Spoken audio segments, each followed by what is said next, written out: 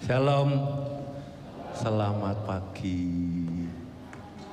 Saya senang saya lihat wajah-wajah yang saya kenal, kekasih-kekasih saya. Tuhan memberkati. Bilang dulu dong sama sebelahnya, sama lagi. Saya senang kamu ada di sini. Yang belum kenal bilang, loh kok aku belum kenal kamu ya? Siapa kamu? Bilang, ayo. Yang belum kenal. Pasti ada yang saudara-saudara belum kenal. Cuma saya yang kenal. Ada orang Padang datang tuh jauh tuh. Puji Tuhan. Saudara, kita akan tetap berdoa untuk bangsa kita sampai dengan 17 Agustus ya.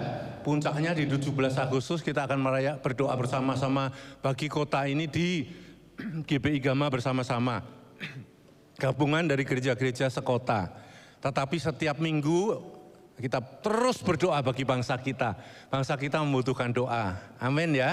Beberapa firman sudah disampaikan mengenai bagaimana kita harus berdoa lebih serius lagi.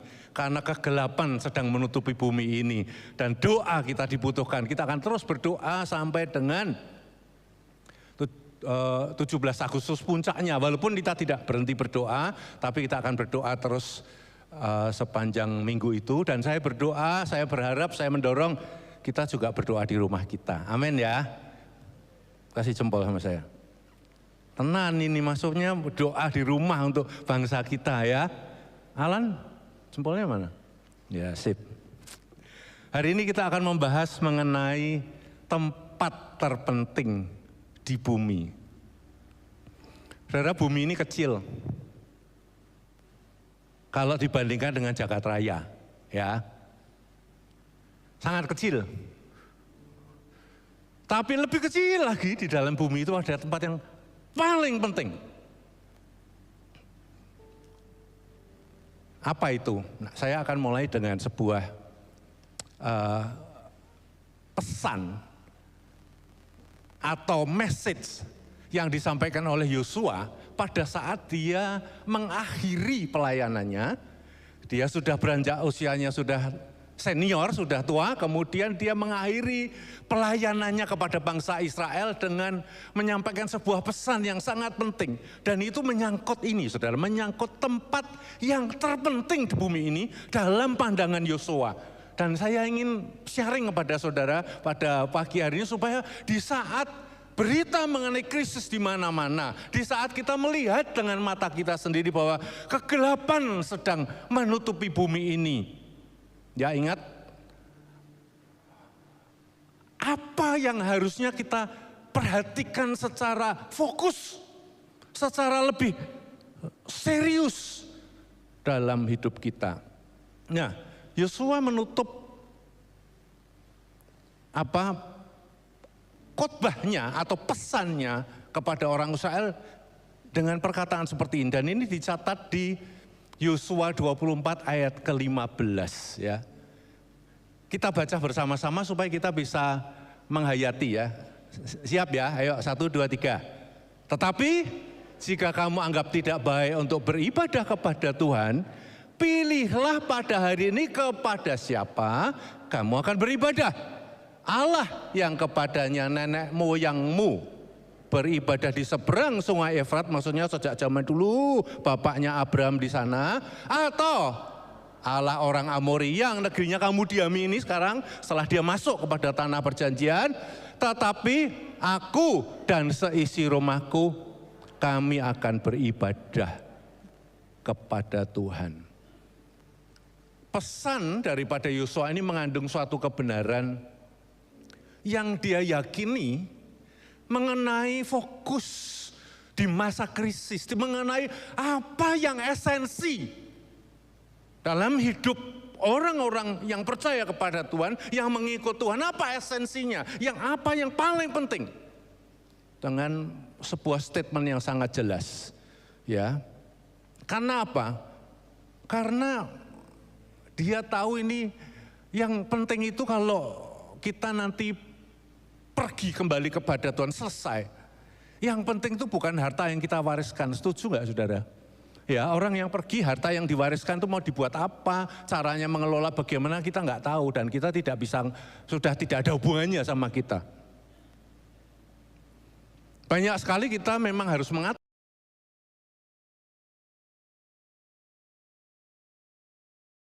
Tapi Yosua enggak begitu. Di masa yang seperti krisis seperti itu, dia melihat orang Israel ini naik turun. Berulang-ulang krisisnya itu naik turun. Kadang-kadang setia, kadang-kadang tidak setia kepada Tuhan. Yang naik turun apanya saudara? Imannya. Kadang-kadang cinta Tuhan, kadang-kadang tidak cinta Tuhan. Bahkan yang paling parah adalah mereka kawin campur. Kawin campur bukan masalah suku dengan suku yang lain. Kawin campur adalah berkompromi dengan orang yang tidak beriman.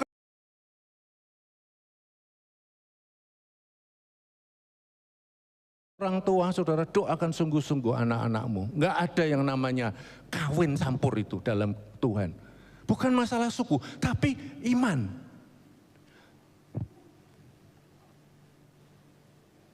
Kompromi itu mengakibatkan mereka orang Israel hidup secara duniawi seperti orang dunia ini. Dicatat ya di Mazmur pasal 106 ayat 35-36. Mazmur Daud ini, waktu dia bercerita mengenai perjalanan orang Israel, Daud berkata begini, tetapi mereka bercampur baur dengan bangsa-bangsa. Ingat, bukan suku, bukan ras, tetapi iman, keyakinan, apa yang di dalam. Dan mereka belajar cara-cara mereka bekerja. Mereka beribadah kepada berhala-berhala mereka yang menjadi perangkap bagi mereka. Sehingga generasi itu akibatnya yang satu generasi yang sudah dipimpin keluar dari Mesir, tidak masuk ke tanah Kanaan. Saudara harus tahu, krisis iman yang drop, pada akhirnya meninggalkan Tuhan, itu berakibat kepada krisis-krisis yang lain. Setuju gak saudara? Krisis iman itu menyeret orang seperti yang dicatat oleh Daud tadi kepada krisis-krisis yang lain. Perhatikan yang ditulis di Yeremia pasal yang ke-17. Waktu Yeremia berseru kepada Tuhan, dia meratap dan Tuhan menyampaikan sesuatu. Beginilah firman Tuhan kepada orang Israel. Terkutuklah orang yang mengandalkan manusia, yang mengandalkan kekuatannya sendiri dan hayang hatinya menjauh daripada Tuhan. Perhatikan ayat berikutnya. Ia akan seperti apa? Semak bulus di padang belantara. Ia tidak akan mengalami datangnya keadaan baik.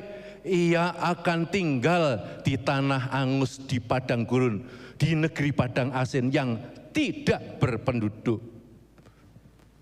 Saudara, krisis iman.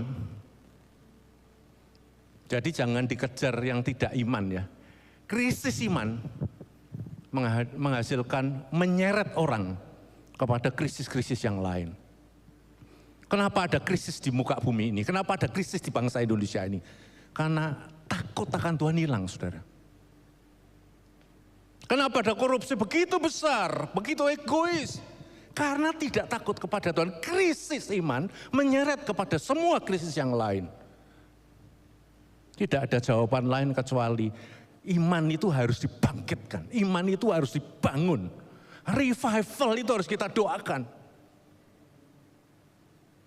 Gereja berdoa itu untuk apa? Untuk kebangunan rohani ini, saudara. Kenapa kita bertemu? Kita tidak cari berkat.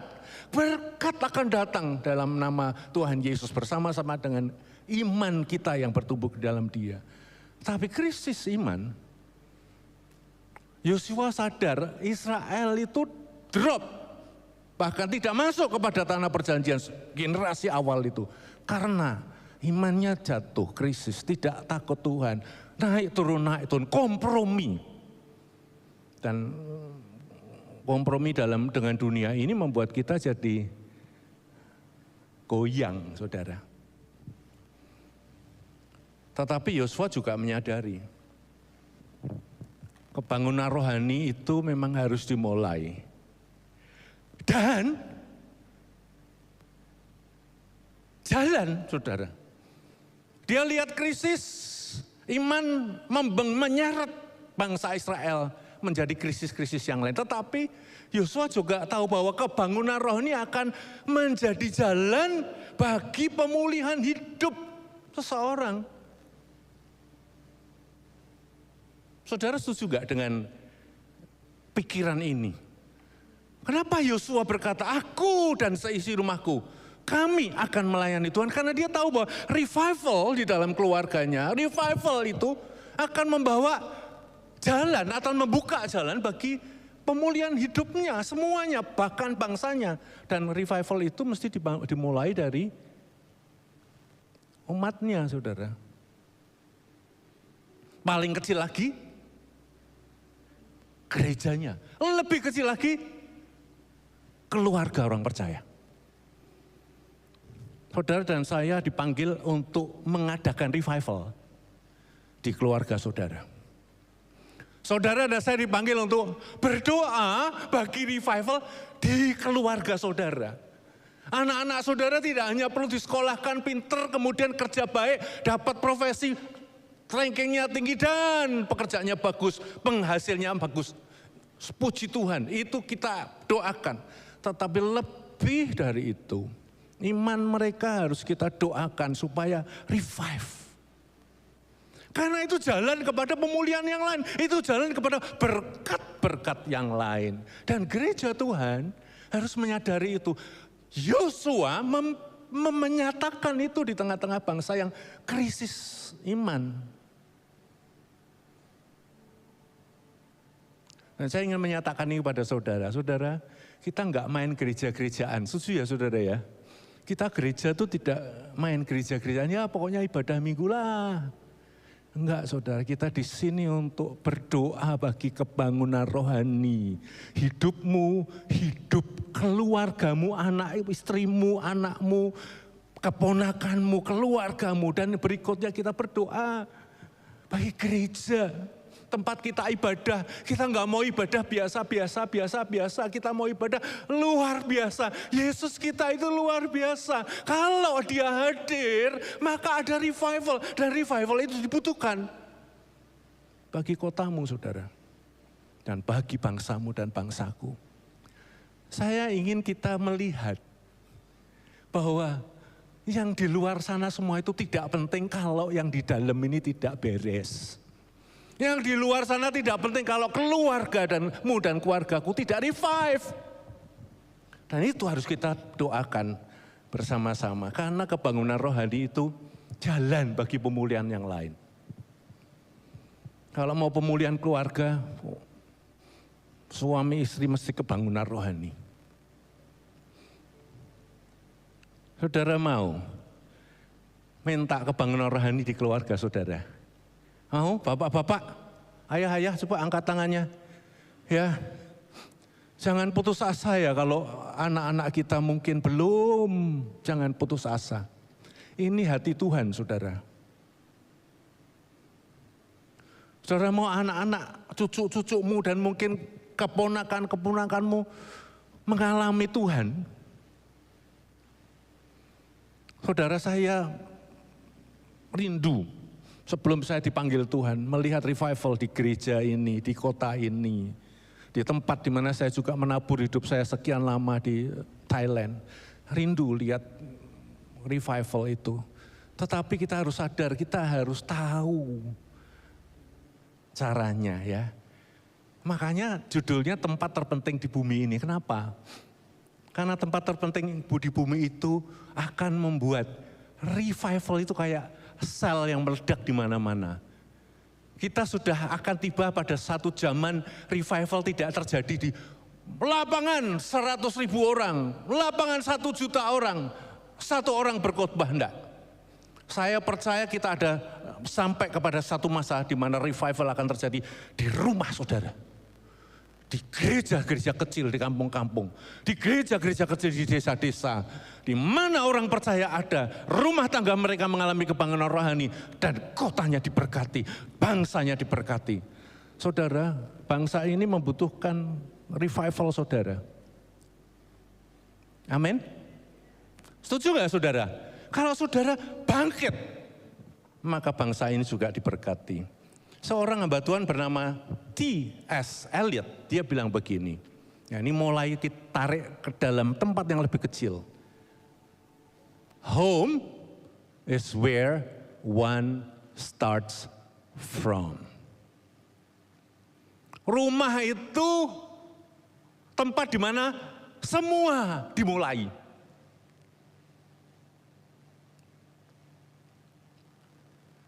Rumah itu maksudnya ya rumah. Mau baik, mau jahat, mau beriman, mau kendor imannya, cinta Tuhan atau cinta duit, di sini bentukannya. Produksinya di situ, rumahnya. Rumah itu tempatnya menghasilkan itu. Karena where one, seseorang itu starts from.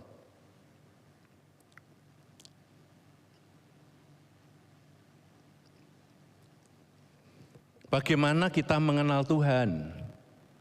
Itu di rumah. Lihat papa mamanya baca Alkitab enggak? Itu di rumah. Lihat papa mamanya bertengkar terus atau tidak? Itu di rumah. Mau dikhotbahi kasih di gereja, tapi lihat di rumah enggak ada kasih. Ya itu di rumah. Produksinya dari rumah.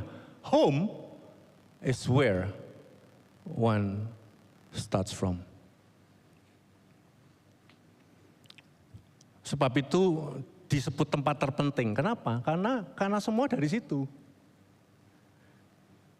Banyak orang-orang tua menyerahkannya kepada guru sekolah minggu. Kalau anaknya nakal, piye tah?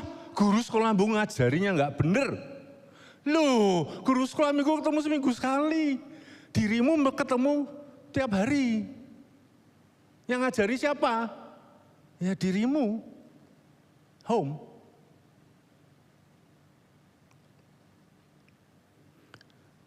Bagaimana seseorang belajar rendah hati? Itu rumah saudara. Apa yang diomongkan di mobil antara ayah dan ibu mengenai seseorang, mengenai kasus yang mereka hadapi, mengenai orang yang menjahati mereka, itu di rumah. Bisa lihat gambarnya saudara? Lihat gak gambarnya ya? Oh kalian memang jahat, aku bisa lebih jahat dari dia. Lihat nanti ya saya balas. Ya mah ya kita berdua akan balas kalau perlu. Lah anak-anak di belakang mobil ini yang duduk sini, oh gitu caranya hidup ya. Set. Saudara, kita rendah hati atau tidak itu bentuknya di rumah saudara. Minder, tidak percaya diri di rumah. Bagaimana sikap kita terhadap orang lain, bagaimana kita belajar melayani Tuhan dan sesama, bagaimana kita mengasihi Tuhan. Semua dimulai dari rumah. Ini desain Tuhan. Saudara, saya sering kalau duduk di mall, di restoran, saya perhatikan keluarga, ada suami istri gandeng 2 anak, ada yang masih bayi, ada yang sudah besar. Saya tuh heran, Tuhan itu punya pikiran, desain untuk membesarkan seseorang dalam iman. Untuk mengasihi Tuhan itu keluarga. Kenapa ada anak ditaruh di dalam sebuah keluarga? Supaya dia diajar. Supaya dia dibesarkan. Untuk mengasihi dan takut akan Tuhan. Ini desain Tuhan. Saya tuh sering bilang sama Tuhan, Tuhan indah ya. Kalau orang tuanya itu cinta Tuhan, anak-anaknya mesti cinta Tuhan. Kalau orang tuanya saling mengasihi, anak-anaknya mesti saling mengasihi. Jadi, saudara, orang-orang atau kita orang percaya mesti lihat fokus bahwa tempat terpenting di bumi ini adalah keluargamu. Nah sekarang bilang sama sebelahnya atau belakangnya, keluargaku sangat penting.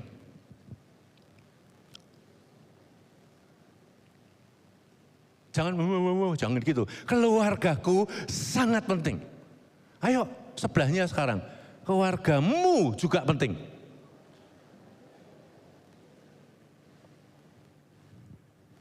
Saudara setuju nggak? Tapi faktanya banyak orang nggak lihat pentingnya itu loh. Saya pernah di kolam renang, ada bapak ngajari anaknya berenang, masih umur 4 tahun atau 5 tahun, anaknya nggak bisa-bisa, takut, nangis, marah, saking marahnya, emosi sampai ditendang. Goblok gue, ngono wera iso, ditendang loh anaknya. Saya sampai pengen berdiri tak pukul tuh ayahnya, emosi saya. Loh anak kecil kok ditendang. Saya cuma doakan amat dari jauh. Kalau sudah aman ya wis, enggak ya tak bantu anaknya ini. Loh takut, bodoh gue, goblok gue. Ini bapaknya sendiri loh saudara. Jadi tidak semua orang sadar, ini fakta ya, bahwa keluarga itu penting. Bahwa dia sedang membentuk anaknya. Mau minder, mau pede, mau punya confidence yang kuat. Aduh. Kami pernah konseling dengan orang. Istrinya marah sekali karena suaminya selingkuh. Siapa yang tidak marah kalau suaminya selingkuh?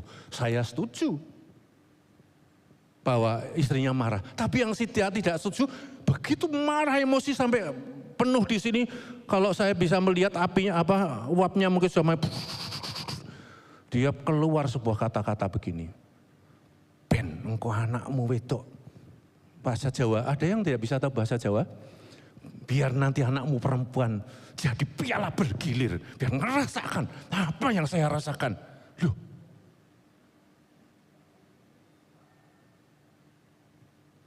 Saya sampai kaget. Stop. Cabut kata-katamu, tidak bisa gitu. Engkau boleh marah. Tapi kata-kata ini.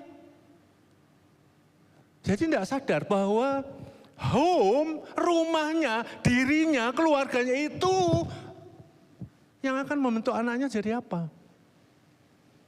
Faktanya memang begitu saudara. Dan kita akan lihat kalau saya mau ngomong contoh banyak banget. Sedih ya saudara ya, so sad. Bukan dikuatkan, tapi malah dihancurkan. Ada seorang hamba Tuhan yang namanya Bill Glass. Di Amerika surveinya, tetapi ini menyurvei penjara. Ada ribuan atau puluhan ratusan ribu penjara yang dilayani di seluruh Amerika. Dan dia melakukan survei, hamba Tuhan ini namanya Bill Gates. Dia ini seorang hamba Tuhan yang tadinya adalah seorang atlet football Amerika yang sangat terkenal. Tapi cinta Tuhan dan kemudian dia melakukan pelayanan di antara penjara. Dan dia mensurvei 1.000 narapidana dengan pertanyaan seperti ini. Satu saja pertanyaannya. How many of your parents told you that this is where you would wind up someday? Berapa orang dari keluargamu, berapa banyak dari ayahmu, bapakmu, ibumu yang bilang kepada kamu, dulu pernah bilang pada kamu bahwa kamu pasti nanti akhirnya akan masuk penjara.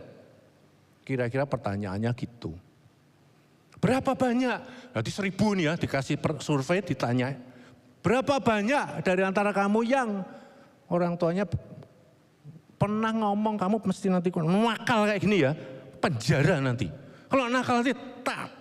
Panggilkan polisi, ditangkap biar dimasukkan penjara. Gitu loh, banyak loh. Dari 1.000 survei orang, hampir 90% berkata, ya pernah. Sedih nggak saudara? Yang buat anaknya masuk penjara, bukan orang lain. Omongannya orang tuanya. Betapa pentingnya keluarga itu saudara. Jadi, kalau kita lihat dari sisi terangnya, Tuhan taruh desain keluarga. Supaya engkau dan saya berdoa, minta, bekerja, praktek firman Tuhan supaya terjadi revival di keluarga. Saya ingin membahas 2 bahan bakar bagi revival di keluargamu. Apa?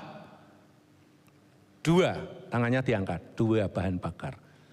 Ya, ini bukan kampanye, enggak apa-apa, enggak musim kampanye, 2 bahan bakar. Yang pertama, ada di Amsal 18:21. Memperkatakan kehidupan. Yang tadi itu, goblok kowe ra iso ngono wae wedi. Itu bukan kehidupan. Amsal jelas berkata, hidup dan mati dikuasai lidah. Maksudnya bukan gitu, tapi yang kita bicarakan. Siapa suka mengemakannya akan memakan buahnya. Jadi perkataan kita itu mengandung hidup atau mati. Tidak heran orang tua yang berkata bahwa kamu pasti di penjara 90%, semua masuk penjara. Kenapa? Ya kematian yang diucapkan. Saudara, hidup dan mati dikuasai lidah. Kehidupan itu memang berasal dari Tuhan. Ya kan? Life. Tapi lidah atau kata-kata kita itu menentukan. Hidupan memang dari Tuhan, firman itu dari Tuhan. Tetapi kata-katamu kepada anak-anakmu, kepada keluargamu, itu menentukan. Ada 2 jenis kata-kata menurut Amsal tadi, yaitu kata-kata kehidupan dan apa? Kata-kata kematian, kata-kata kehidupan dan kata-kata kematian. Jadi Tuhan memberi hidup, tapi lidah kita ini yang harus milih. Mau diperkatakan kehidupan atau kematian menurut versi kita sendiri yang bukan dari Tuhan. Itu kita yang menentukan. Ini yang disebut di Amsal. Tapi masalahnya memang kita tidak terlatih memilih, ya toh. Kita tidak pernah melatih diri kita memilih. Tidak terlatih memilih. Jadi kita dengan gampang berkata, bodoh.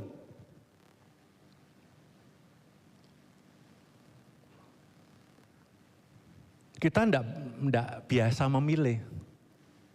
Yang ada di saku kita ya ini. Atau di otak kita ya. Kalau sudah emosi, siapa yang enggak pernah emosi? Cuma orang pernah. Emosi kan tidak harus meletup-letup. Mendem itu bisa jadi gunung berapi sekali waktu, duer itu. Tapi kita tidak terlatih karena secara refleks, secara alamiah refleks karena emosi, akhirnya kita seperti gini. Sini Pak Budimannya Maria. Ya, karena ini kan lama di Jakarta terus nih, ya toh. Nah, sebentar lagi kita panggil yang orang Padang ya, yang jauh. Nah, ya. Makasih Coach Budiman.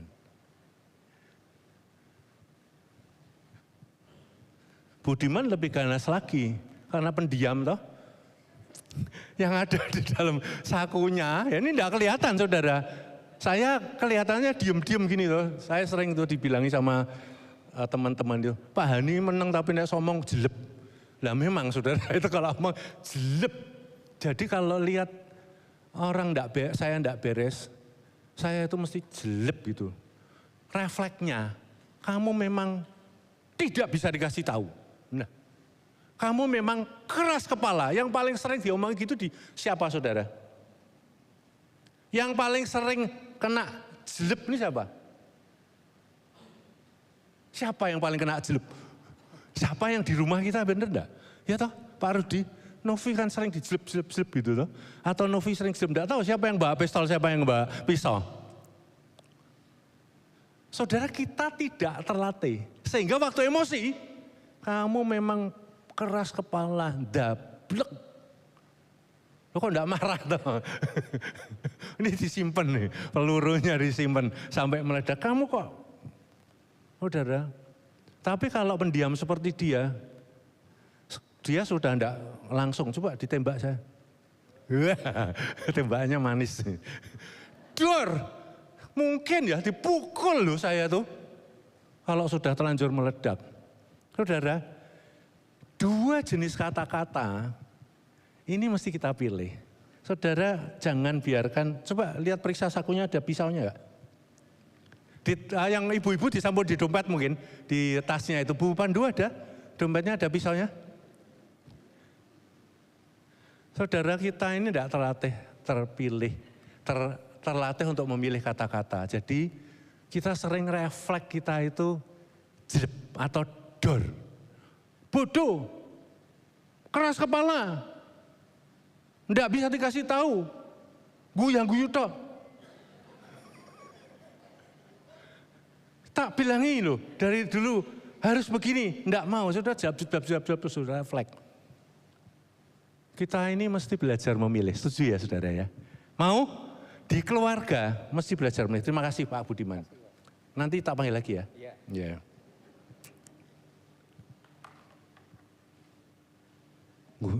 Dor. Saudara, mau nggak belajar memilih? Saya ada satu ayat saudara. Di Filipi 4 ayat 8, yuk kita baca sama-sama.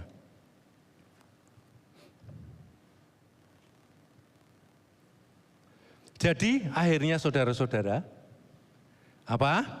Semua yang benar, semua yang manis, semua yang mulia, semua yang adil, semua yang suci, semua yang manis, semua yang sedap didengar, semua yang disebut kebajikan dan patut dipuji apa?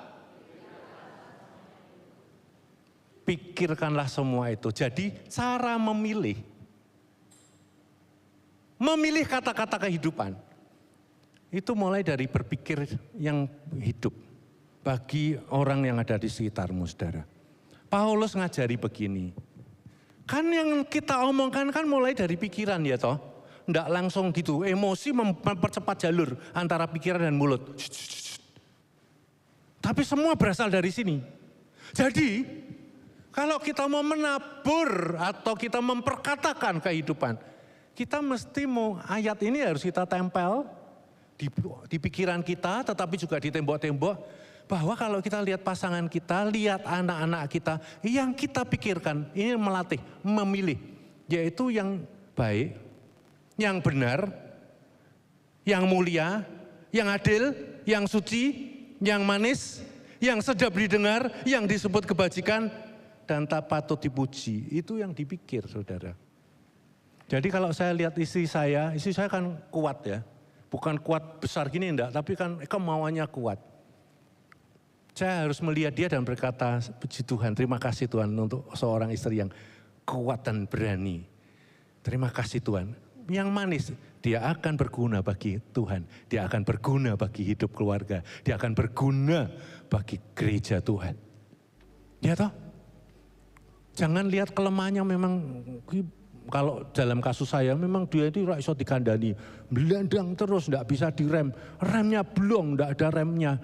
Ya enggak gitu saudara. Nanti sekali waktu emosi, pisaunya yang keluar blong terus, enggak bisa dikasih tahu. Kan gitu saudara.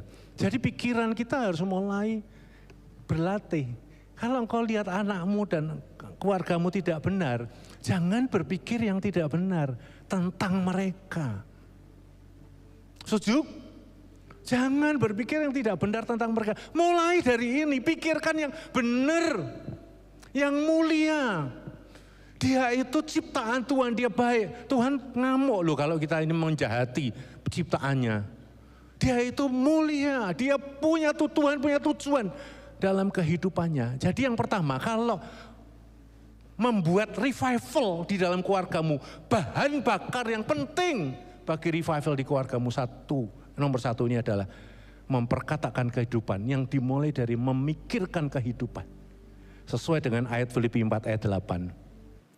Kepada pasanganmu, keluargamu, anakmu, siapa saja yang ada di sekitarmu, timmu, gerejamu. Gitu saudara. Saudara pernah berpikir yang tidak baik kepada orang lain? Pernah enggak? Siapa yang tidak pernah? Nah, rubah pikiranmu. Ya, hai memang ngeyalan, rubah pikirannya. Dari pikiran yang benar, kita akan memperkatakan yang benar. Dari pikiran yang hidup, kita akan memperkatakan kehidupan. Setuju? Ya, ingat, jangan dibawa, tinggal. Yang kedua,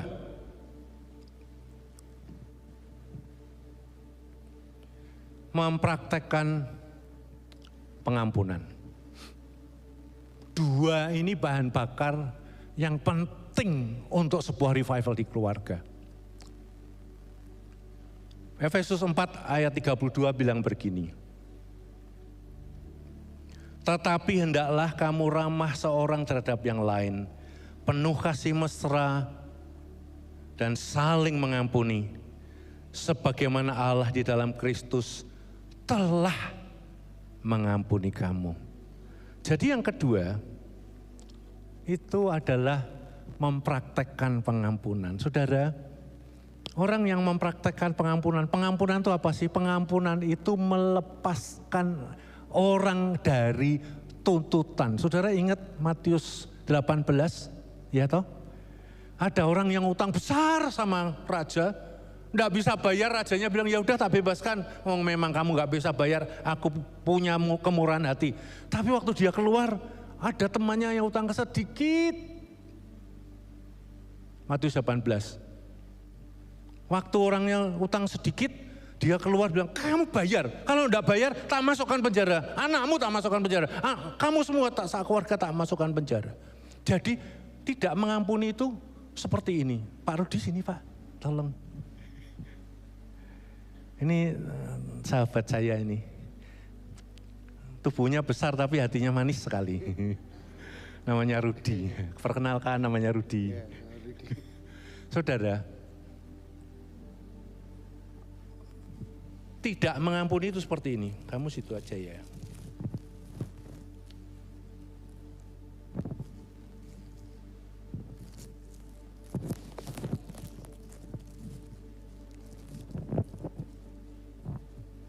Kita bilang Rudi itu memang nggak bisa berubah.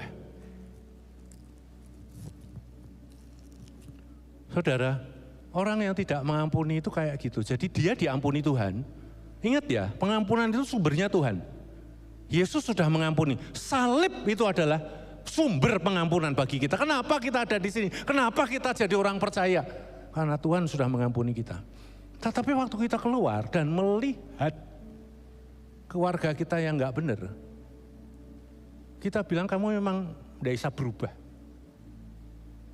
Ngeyel gitu loh, jangan mantu-mantu. Makanya ini orang manis.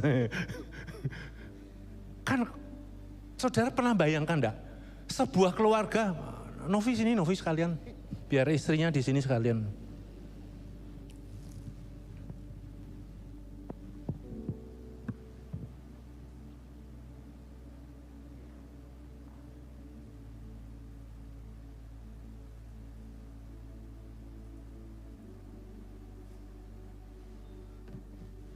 Ini suami istri, pernah lihat enggak bahwa suami istri gimana bisa berubah, gimana bisa saling menyayangi. Kalau mereka tidak pernah saling mengampuni, makanya penting sekali revival itu terjadi pada saat kita mempraktekkan pengampunan, saudara. Efesus ini berkata, sebagaimana Allah di dalam Kristus telah mengampuni kamu. Tapi waktu kita melihat orang lain, kita tidak mau mengampuni. Dan tidak mengampuni itu seperti mengikat gini. Kita menuntut perubahan, tetapi orang yang dia diikat ya tidak bisa berubah, saudara. Gimana bisa gerak? Gimana bisa saling mengasihi, saudara? Membayangkan tidak keluarga yang saling mengikat? Ini orang Padang tak panggil sekalian, yuk. Pak Nathanael, mohon ke depan. Karena ininya tinggal satu, Xiaomi enggak usah ya. Atau Xiaomi dipanggil sekalian, jadikan satu ya. Ini orang keras nih, Muatosnya setengah mati. Orang kok atos kaku, kayak tembok. Berubah sedikit loh.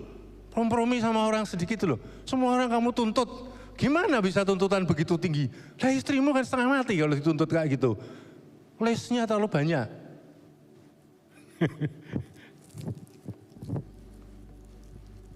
Saya kenal dia, saya sering meeting sampai jam 1 malam. Saya tahu kakunya dia itu, saya tahu. Agak mirip sama saya sih. Saudara, saya mau bawa rafia yang banyak tapi enggak kelamaan nanti. Saya mau ikat saudara semua. Saya kita membayangkan bahwa gereja kita banyak orang kalau kita tidak mau banyak pengampunan masih nyimpen dendam. Dari dulu sampai sekarang, oh Yesus ngampuni kita, kok kita tidak mau ngampuni, itu kayak ngikat gini saudara. Dan kalau mau revival, ini mesti dilepas. Dan melepas ini dengan cara mengampuni. Kita tidak membiarkan mereka terikat begitu saudara. Jadi tidak mengampuni itu kayak mengikat. Kamu keras, kamu kaku, kamu tidak mau berubah, kamu menang sendiri, kamu merasa pintar sendiri, kamu merasa paling benar. Wah, kamu terus saudara, kamu juga. Malah takut saya sama dia.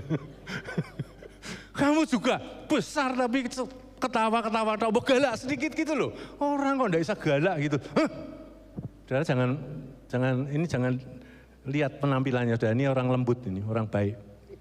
Nah saudara, mengampuni itu penting. Saudara mau ya, bahan bakar revival di tempat yang paling penting di bumi ini yaitu keluarga, itu mengampuni. Jadi mengampuni itu kayak begini. Memotong.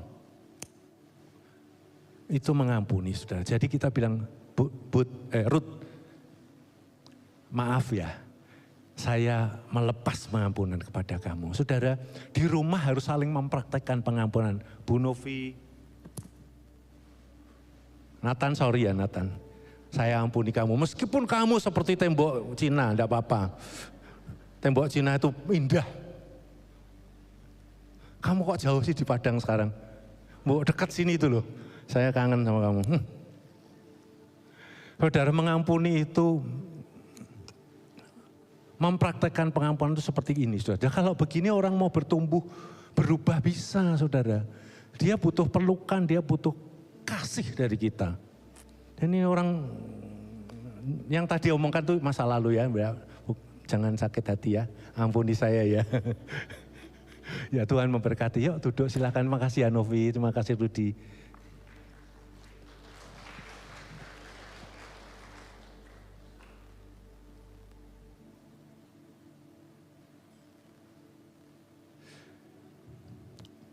Pengampunan itu memberi kehidupan. Pengampunan itu melepaskan tuntutan dan memerdekakan. Pengampunan itu menghadirkan Yesus yang penuh kasih. Saudara harus tahu ya bahwa pengampunan itu menghadirkan Yesus. Menuntut itu menghadirkan hakim, hakimnya kita sendiri. Padahal hakim yang sejati adalah Yesus. Pengampunan itu membuat orang bisa berubah. Amin saudara. 2 bahan bakar, ingat-ingat. Yang pertama apa saudara? Yang pertama apa?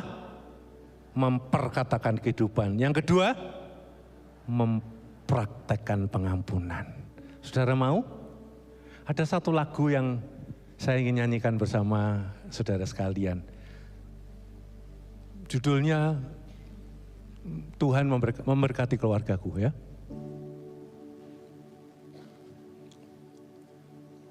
Saudara mau revival di keluarga saudara?